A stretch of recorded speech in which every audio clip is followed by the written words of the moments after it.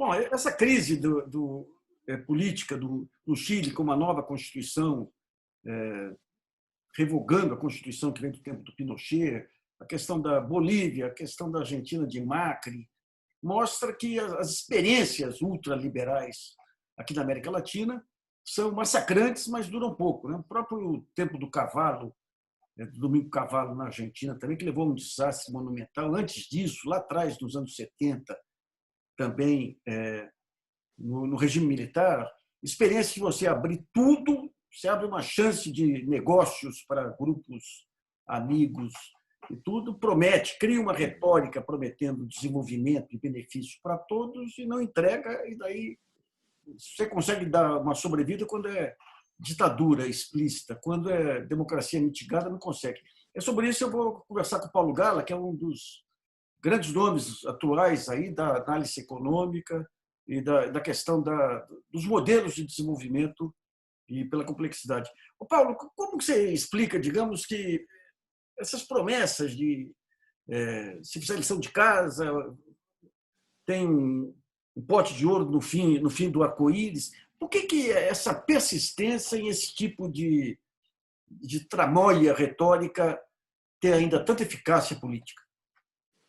O que eu costumo brincar que a América Latina são os melhores alunos do Consenso de Washington, né? Para quem não se lembra, o Consenso de Washington dizia que o caminho da felicidade é abrir a economia, fazer abertura comercial, abertura financeira, privatizar e controlar as contas públicas, né? Quem melhor fez isso foi principalmente o Brasil dos 90 e a Argentina dos 90, né? Só que isso não adiantou nada. O que acabou se criando foi dívida externa, muita dívida externa. O Brasil reconstruiu parte da dívida externa nos 90, a Argentina também, o Chile um pouquinho, daqui a pouco eu quero falar do Chile, e depois perda de espaço da indústria, desindustrialização, estagnação e eventualmente uma crise externa, né?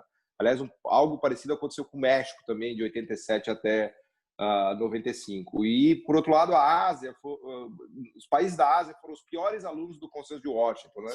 Eles não fizeram nada, eles tiraram nota 0 na prova do Consenso de Washington, porque eles não privatizaram, a China manteve empresas estatais, a Coreia teve forte intervenção do governo no processo de criação dos campeões internacionais, né?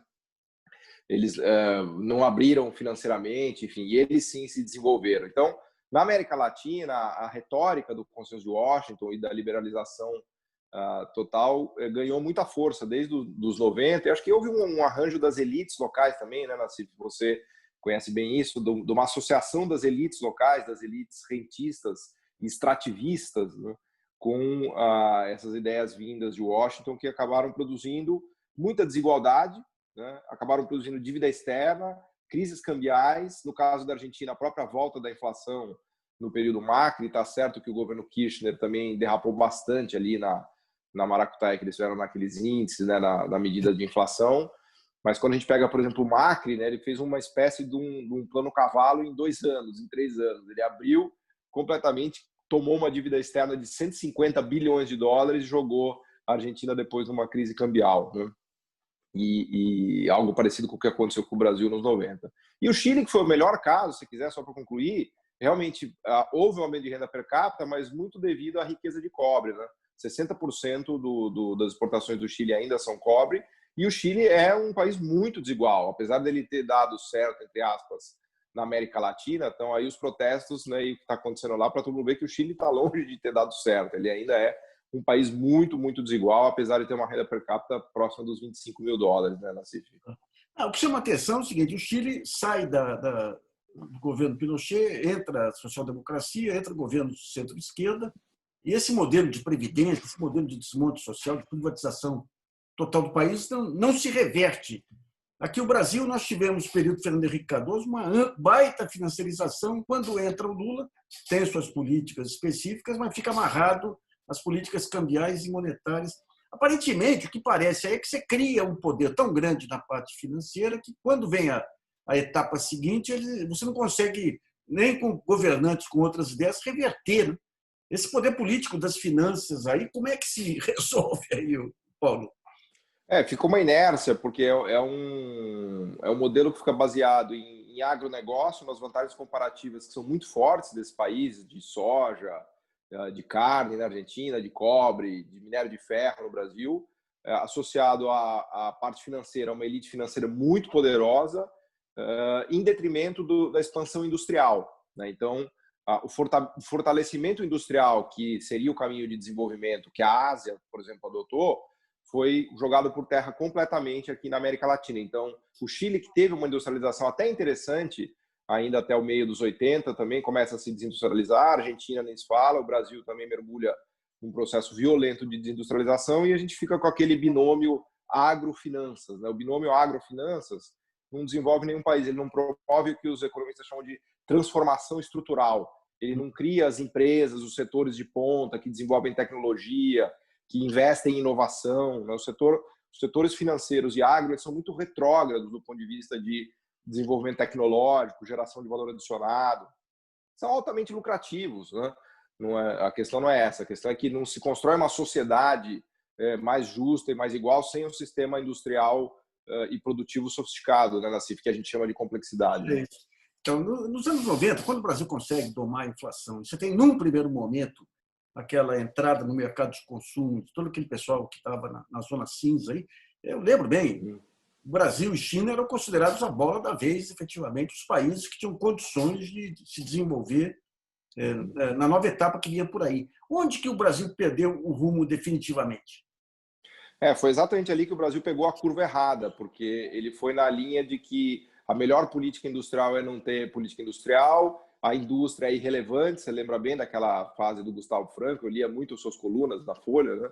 Era uma crítica ferrenha que você fazia. O Brasil abandonou a ideia de continuar no seu desenvolvimento tecnológico, no seu desenvolvimento industrial. Ele achou que simplesmente abrindo a conta capital, deixando os fluxos de capital virem para cá, simplesmente deixando as multinacionais virem para cá, que os estrangeiros iriam desenvolver o Brasil. Eu costumo brincar, Nassif, que o leão come carne, né? A multinacional, ela quer ter lucro, ela não vai transferir tecnologia para um país emergente. Essa é a atitude mais idiota que ela poderia tomar, porque se ela transferir tecnologia, ela vai perder justamente o que dá valor a ela. Então, a China tomou outro caminho. A China obrigou a transferência de tecnologia das multinacionais para as empresas chinesas. Então, essa foi uma grande diferença entre Brasil e China. A China praticou um câmbio super competitivo, super desvalorizado, para catapultar as empresas dela para o mundo, né? Então, a China não se valeu do capital externo e das multinacionais e privilegiou a indústria, enquanto que o Brasil deixou a indústria de lado, privilegiou as multinacionais e imaginou que o capital estrangeiro ia desenvolvê-lo. Então, ali, você destacou bem, os anos 90 foi um momento chave para esses dois países. Só que o Brasil foi para a curva errada e a China foi para a curva certa. E hoje o Brasil está destruído e a China é a maior economia do mundo. Então, mas quando você vê, digamos, a própria história econômica, a própria racionalidade, a própria observação empírica aí, mostrava claramente que era inviável aquele tipo de política de câmbio, política de juros. O que acontece com essa análise macroeconômica brasileira? Porque a gente vê economistas com belíssima formação insistindo em bordões que são para enganar trouxa. O que acontece? Será que um dos pontos aí não seria, digamos, no ensino da economia, essa subordinação às publicações internacionais para ganhar ponto à faculdade, que acaba direcionando esse tipo de pensamento para o que interessa, digamos, ao grande capital?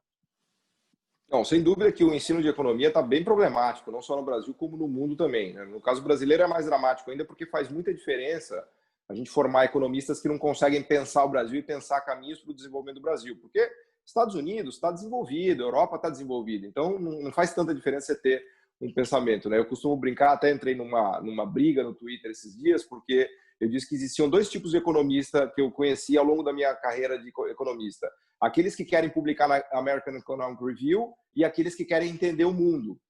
Esse meu tweet causou assim uma fúria de vários economistas. Eles começaram a me mandar um monte de economistas brasileiros que publicam papers na American Economic Review que supostamente querem entender o mundo. Mas ainda assim, você vai ver assim, um paper sobre a rebimboca da parafuseta dos motores antigos no município de Feijó, no Acre. Assim, é um negócio completamente irrelevante. Claro, tem uma preocupação com a realidade, mas muito longe das grandes questões do desenvolvimento econômico brasileiro. Então, eu acho que também os economistas brasileiros pecaram muito ali nos anos 90. Até entendo que havia um trauma da hiperinflação dos anos 80, de que o nosso processo de industrialização, vamos dizer assim, não teria sido tão bem sucedido por conta da crise dos 80. Tudo isso é verdade, mas os nossos economistas meio que jogaram a toalha Aí falaram, não, o Brasil não é capaz de fazer nada disso, vamos apelar para os estrangeiros. Né? Então, a gente deu uma resposta muito errada à crise do Brasil nos anos 80. A gente não quis consertar os erros, a gente quis jogar tudo fora. Né? É gozado que a única vez que você desenvolveu uma política de usar o mercado interno como fator de transferência de tecnologia não foram os economistas que pensaram, foi o pessoal da saúde, o pessoal da Fiocruz, com aquele programa de desenvolvimento produtivo que gerou uma forte indústria farmacêutica no Brasil, mostrando Exatamente. que o caminho era claro, né? Aliás, a indústria farmacêutica ela floresceu graças ao BNDES e a Fiocruz e ao SUS. Sim. Né? A gente conseguiu criar um complexo industrial de saúde bastante interessante, bastante interessante. Né?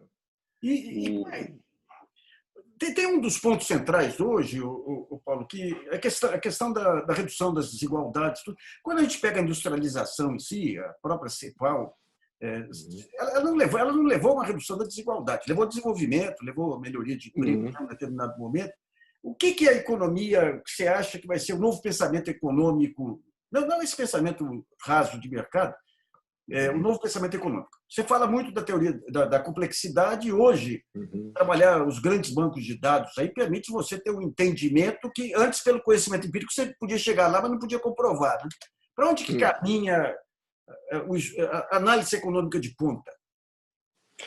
Com esses Big Data, né, que são bancos de dados gigantescos, a gente tem uma visão muito mais detalhada do que é, por exemplo, o processo de industrialização. A gente consegue abrir os produtos industriais até o nível de 8 mil produtos, 10 mil produtos do comércio mundial. Então, a gente tem uma altíssima resolução para enxergar isso. Uma coisa que a gente vê, por exemplo, é que a industrialização de baixo conteúdo tecnológico, ou seja, os passos iniciais da industrialização, eles realmente promovem desigualdade. A queda da desigualdade só vem em estágios mais elevados de industrialização, né? Quando a gente sobe o que eu chamo de escada tecnológica. Então, a gente vê que os países que produzem os bens mais complexos do mundo, que estão lá na fronteira da industrialização, então satélites, química fina, mecânica de precisão, maquinário de ponta, esses países têm baixa desigualdade. Então, no início do processo de industrialização, há um aumento da desigualdade e se o processo caminha, a desigualdade cai. Só que no Brasil e na América Latina o processo estancou. A gente não conseguiu dar os próximos passos. A gente continuou sendo uma economia que faz sapato, alimento, bebida, tecido, travesseira, mas a gente não consegue fazer coisas sofisticadas como os alemães, os suecos, os americanos, a Suíça e agora até mesmo os asiáticos. Então, a queda da desigualdade só vem na parte superior da escada tecnológica, que é uma industrialização realmente de ponta, né? Principalmente no governo Dilma, um pedaço do governo Lula, a grande aposta foi nas empreiteiras. E as empreiteiras, nós tivemos aí a Odebrecht fazendo submarino nuclear, tivemos elas entrando em grandes obras de hidrelétrica. Dá para fazer um levantamento do acervo tecnológico que elas desenvolveram no período? O que se perdeu com esse desmonte promovido pela Lava Jato? Olha, por incrível que pareça, algumas coisas sobraram. Eu acho que o estrago da Lava Jato foi gigantesco. Ela destruiu um capital tecnológico que a gente vinha construindo, que era fantástico, né? Não à toa a Lava Jato acabou fazendo isso para a alegria dos nossos concorrentes, né? Por exemplo, na África, os chineses tomaram tudo que era da Odebrecht, né? Para eles meio que caiu no colo deles, as empresas, as obras e tudo mais. Tem coisas que resistiram ainda. Eu diria que, por exemplo, você pegar a Embraer, aquele avião KC-390, acabou de ganhar prêmio como o melhor cargueiro de guerra que foi feito recentemente. Então, tem coisas do PAC que ainda mais ou menos conseguiram sobreviver, da indústria de óleo e gás, que você conhece melhor do que eu, mas sobreviveram assim quase que por milagre, né, Nassif? Porque a Lava Jato foi uma espécie de tsunami de destruição tecnológica brasileira, né? Claro que assim, o objetivo primário era combater a corrupção, e ninguém aqui está defendendo corrupção, longe disso, mas o efeito colateral foi devastador, porque a gente vinha conseguindo dar passos no sentido de domínio tecnológico, inclusive do que você mencionou, do submarino nuclear, de fazer reatores no Brasil e tantas outras coisas, né, que foram, obviamente, destruídas, porque agora as empresas, enfim, estão aí em frangalhos, né? É isso. Ô Paulo, obrigado, então, pelo seu comentário aqui. E nós vamos acertar depois uma série sobre os dogmas econômicos que estão sendo desconstruídos aí pela crise dos últimos 10 anos. Aí. Boa, obrigado, Nassif. Valeu. Um abração.